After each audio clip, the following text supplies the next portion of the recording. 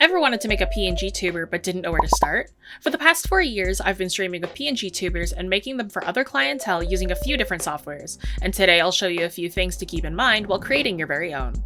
For this video specifically, we'll be working with Veadotube Mini, which is what we use for our avatars here at the studio and is the perfect program for beginners who want to try their hand at the medium. So with the software that I use Veadotube Mini. Veadotube is nice. It's made by an independent artist. Veadotube, okay, I should clarify this. Veadotube is not a drawing software. Veadotube is for you to put your drawings in so that you can be a PNGTuber. It is a super lightweight program. This program is very, like, it doesn't take up much RAM, it doesn't take a lot of power, so like if you want to use this, you really don't have to have a crazy computer. PNGTubers, for me specifically, do not take that long. So I am going to be working on phase. I might actually change mine as well. Most of the time though, when I do a PNGTuber, this is not the style I would normally do. I'm doing this style because I want to do something other than the Gremlin style. And it's like, I figured I should probably make something that looks different from mine. This is also a quicker style. It's an easier one that I tend to default to. Again, if I don't really feel like working in something big and huge. Me personally, for my artwork, I don't like my work being any smaller than like 2000 by 2000 pixels. Most of the time, especially if I'm working for commission work, it never goes under 4000 by 4000. So that tends to be just most of my work in general. I'm realizing my lines are too thin. I gotta thicken these up. Like if this goes smaller on the screen, then it probably won't read that well. This is what emote artists have to think about as well. Is like you gotta think about how well it translates to a screen, how well it translates in other contexts. I will always be a huge advocate for working big first and then working small. I think that you're only hurting yourself if you're trying to make your sketch detailed. You should add hints of detail in your sketching phase. I need to use a really small brush because these are really tiny details and I need to draw these tiny details right now. It's a waste of time if you decide to just slow down and like focus on details in the sketch. Like, don't do that.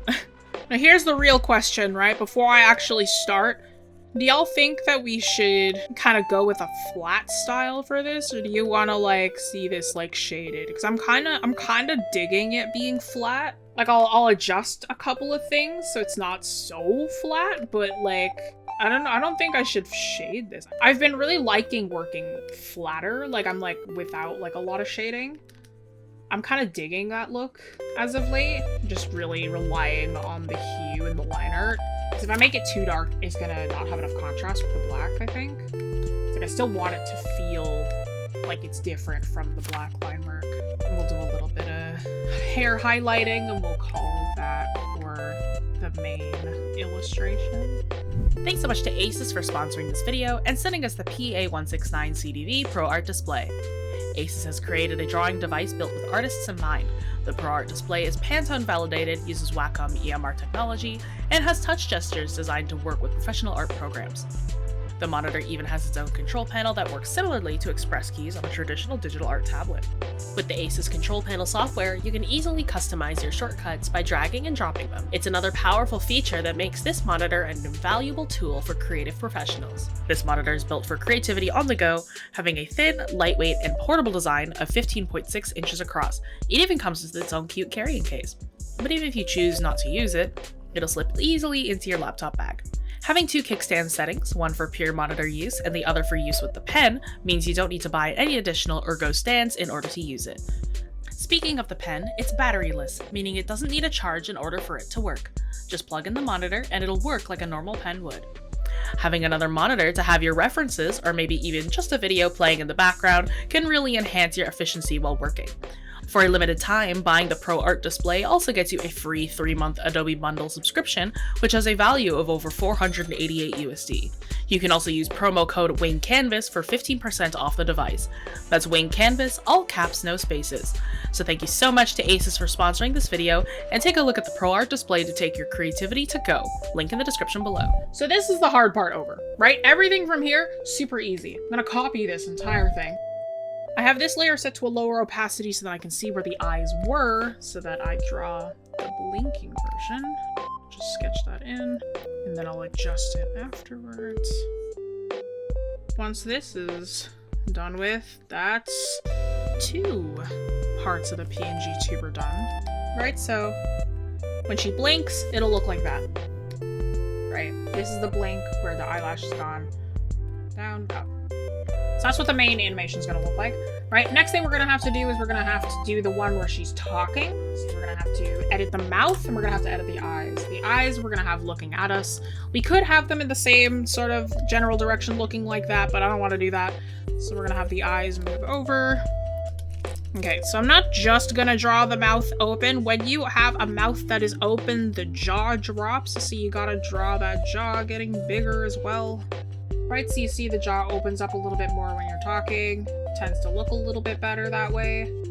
Beautiful. So if Faye starts talking, we'll see the eyes shift up, mouth opens, jaw drops a little. All right, you can see that kind of happening. Really nice and easy. And then all we have now is to have the eyes closed. Which, if we're really lazy, which we are, we can just copy straight from this. So I'll just take this.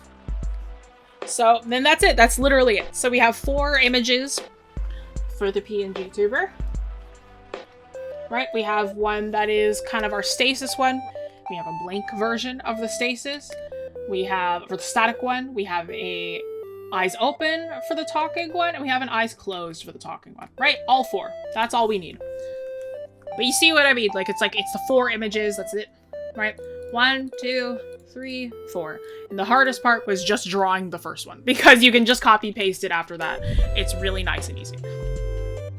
Now mine's even easier because I've kind of trapped myself with this style for me.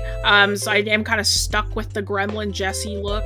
I'll just stick with this, but I do draw my hair differently, so let's do that. And I tend to draw myself with glasses nowadays. So this is the first one. Again, nice and easy. Copy this to make the blink. Eyes closed, open. So this is going to be the new blink animation. When I blink, it'll look like that. Then all I gotta do now is do the mouth open. That's the thing that I like about this style, is that it's just incredibly easy to work with. Yep, so if I'm talking, it looks like that. And you know what? We'll make it go by even faster. Let's take these guys. Copy that. And that's all she wrote. Easy. All right, and that's done and done. So let's just crop this in a little bit more. What we can do now is just save the PNG versions of all of this. So now that we've got all those saved, let's work on the actual PNGTuber herself. So this is the software that I work with, right? You can see my levels, you can see the person and whatnot, right? So let us create a new state that I will stay in. Lovely. This is Veadotube Mini. I was talking about it earlier. This is a independent software, so I highly recommend. It is a free software. If I want to like jump every time that I talk, I can do that. There's like a little idle like moving animation as well. So like even if I'm like talking, the little guy just kind of like bumps around. You can also like have them shake, extreme shake, just like jumping each time, kind of like that. There's lots of different little animations you can use for them.